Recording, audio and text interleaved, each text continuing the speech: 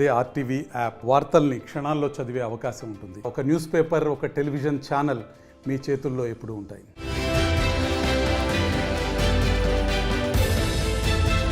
పిఠాపురం ఇప్పుడు 2 తెలుగు రాష్ట్రాల్లో ఈ నియోజకవర్గం చాలా హాట్. ఎక్కడ చూసినా ఈ నియోజకవర్గం గురించే చర్చ.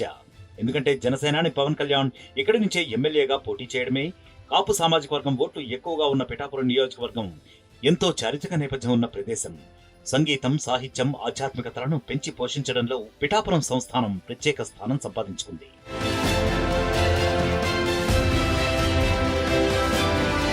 కాకినాడకు 26 కిలోమీటర్ల దూరంలో ఉంటుంది పిఠాపురం నియోజకవర్గం. ప్రజలు ప్రతి ఎన్నికల్లో విభిన్నమైన తీర్పును ఇస్తూ ఉంటారు.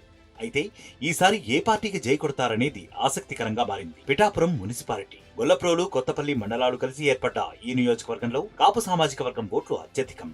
అందుకే ఈసారి జనసేనాని పవన్ కళ్యాణ్ ఈ సీటును ఎంచుకున్నారు. దీంతో పిఠాపురం అసెంబ్లీ నియోజకవర్గం 2 రాష్ట్రాల్లో చర్చనీయాంశంగా మారింది. ఇక వైసీపీ ప్రస్తుతం కాకినాడ ఎంపీగా ఉన్న బంగా గీతను పిఠాపురం బరిలో ఉంచనుంది.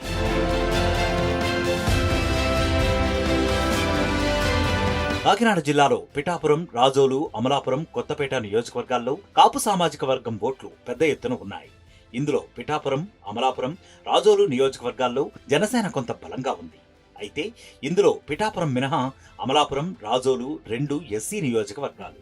2019 ఎన్నికల్లో పోటీ చేసిన 2 నియోజకవర్గాల్లో ఓడిపోవడంతో ఈసారి ఆ ఫలితం పునరావృతం కాకుండా సర్వే చేసి మరీ పిఠాపురాన్ని ఎంచుకున్నారు జనసేన.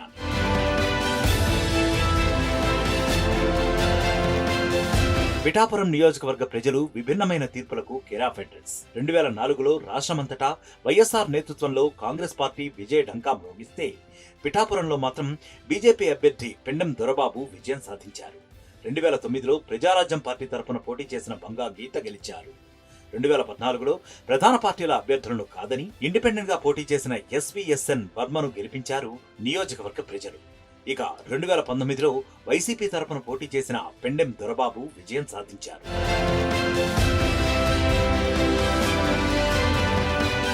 పవన్ కళ్యాణ్ పిఠాపురం బరిలో ఉండటంతో జన సైనికులు మోహరించారు. ఈసారి ఎలాగైనా పవన్ కళ్యాణ్ ను అసెంబ్లీకి పంపించాలన్న పట్టుదలతో ఉన్నారు. మరోవైపు వైసీపీ అభ్యర్థిగా బరిలో ఉన్న బంగా గీతకు ఈ నియోజకవర్గంపై మంచి పట్టు ఉంది. గతంలో ఎమ్మెల్యేగా పనిచేయటం ఆమెకు కలిసి రానుంది. ఈ సమీకరణాలతోనే సిట్టింగ్ ఎమ్మెల్యే పెండెం దొరబాబును కాదని బంగా గీతను పిఠాపురం బరిలో ఉంచింది వైసీపీ. ఇక టీడీపీ ఎస్వీఎస్ఎన్ వర్మను కాదని పొత్తులో భాగంగా పిఠాపురం సీటును జనసేనకు కేటాయించింది. ఎస్వీఎస్ఎన్ సహాయ సహకారాలపైనే జనసేనాని భవితవ్యం ఆధారపడింది.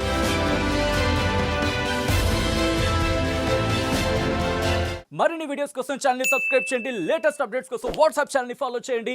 అండ్ లింక్ డిస్క్రిప్షన్ లో ఉంది.